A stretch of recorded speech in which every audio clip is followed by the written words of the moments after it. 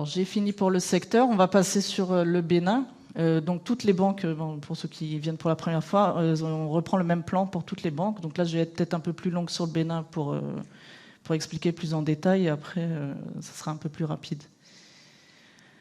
Donc au niveau de l'environnement du Bénin, je vais pas trop m'attarder. Économie peu diversifiée. Il y a un point important qui est dans les facteurs favorables, c'est donc l'achèvement de l'oléoduc qui rejoint le Niger. Dans les faits marquants, et donc pas mal de réformes structurelles aussi, qui ont été lancées depuis plusieurs années. Dans les faits marquants, on a rappelé que depuis l'année dernière, il y a un nouvel impôt qui a été introduit, qui concerne les obligations détenues par les banques béninoises sur des obligations de pays hors du Bénin. Donc dans la zone, normalement, dans la zone, il n'y a pas de taxation sur les revenus des bons du Trésor, sauf maintenant depuis l'année dernière au Bénin, sur par exemple, si BOA Bénin détient des titres de la Côte d'Ivoire, ces revenus seront taxés, contrairement aux titres qu'elle pourrait détenir de l'État du Bénin.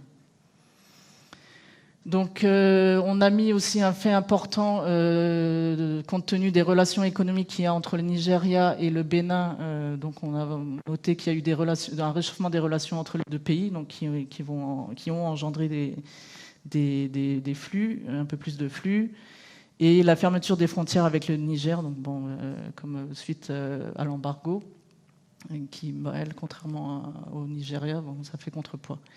Et on peut noter aussi la nomination en début d'année d'un nouveau directeur général en la personne de M. Zampalegré, ici. Voilà. Alors, ça, c'est la photographie globale. Donc, pour le Bénin, on verra en détail, donc c'est un bilan stable, un PNB en croissance de 3%, des fonds propres qui augmentent quand même assez à près de 8%. Résultat net, on verra pourquoi, en croissance de 12,5%, avec un niveau de ROE assez élevé et ROA également.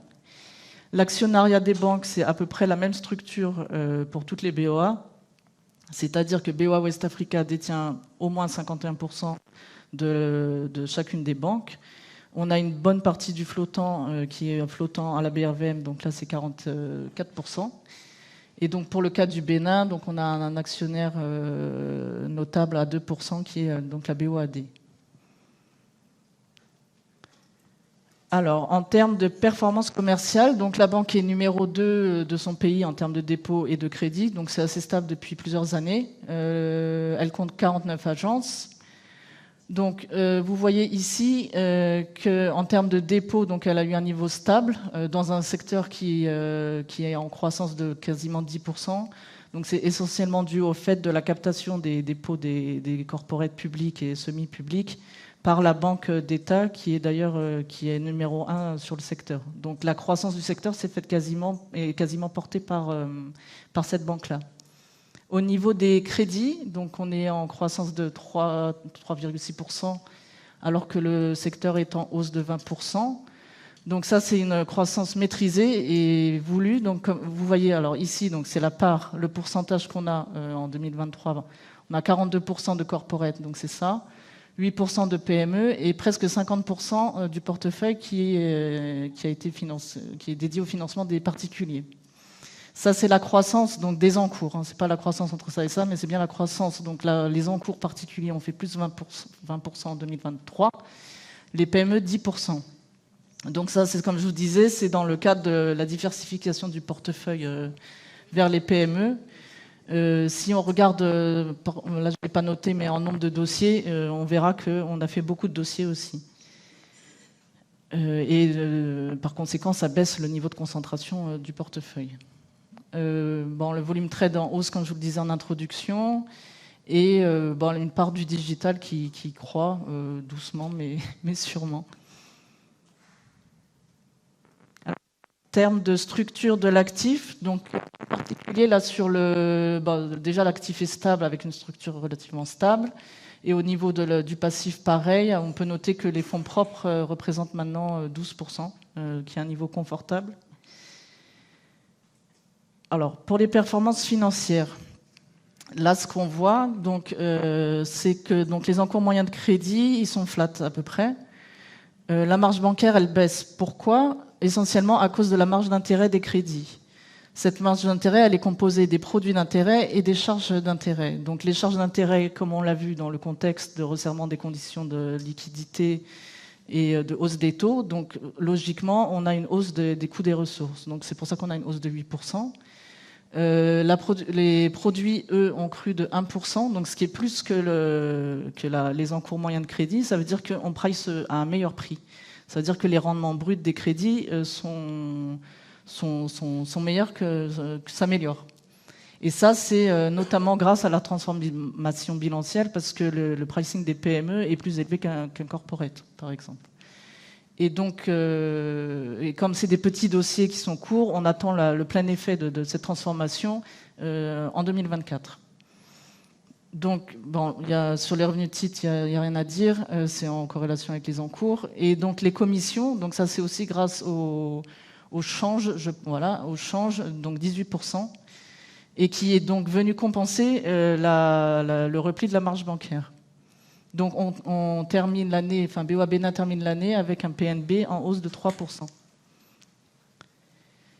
Alors au niveau des charges, il n'y a rien à dire, à part qu'elles se sont améliorées et que donc, la banque présente un coefficient d'exploitation à 53%, donc, ce qui est un niveau satisfaisant pour la taille de la banque aujourd'hui, donc avec un RBE qui croît de 14%. Alors au niveau du coût du risque, en fait il n'y en a pas. C'est parce que là, en fait, quand on est en signe positif sur ce tableau-là, c'est qu'on a plus de reprises que de provisions.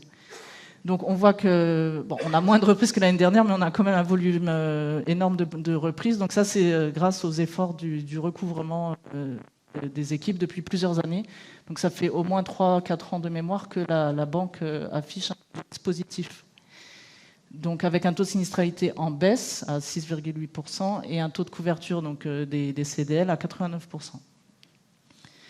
Donc pour résumer, PNB plus 3% donc, grâce aux commissions qui viennent compenser la marge bancaire, baisse des charges, coût du risque et en meilleur, les reprises, donc, avec un résultat net en hausse de 12%, donc à 21,5 milliards en 2023. Et on affiche aussi un niveau de solvabilité confortable à 18%, ce qui est assez notable. Alors en termes de performance, donc sur cette année, le titre a pris donc 6%, donc la moitié de la croissance du bénéfice, avec des volumes d'échanges en hausse. Donc il y a eu pas mal d'échanges, donc il y a eu un pic en juin. Sachant que, pour rappel, donc on est quand même au-dessus de la performance du marché, donc il y a 5,4%. Et là, un peu en deçà pas un peu, en deçà pour le secteur financier. Donc ce que je disais, donc c'est une performance 2 fois moins élevée que celle de sa croissance, de la croissance de la banque, et avec un price earning qui est à 6% à fin décembre, mais à fin mars à 6,5%, qui reste quand même en deçà des niveaux du marché, qui est à 10,6%. Mais on va dire, un peu dans le secteur financier. Donc, ce qui est important à ce niveau-là, c'est de voir que quand même le rendement, donc le fait que le cours ne soit pas non plus trop élevé par rapport à ce qu'on pourrait attendre vis-à-vis des performances. Donc, ça permet d'afficher un rendement de dividendes supérieur à 11%, donc aux alentours de 11%.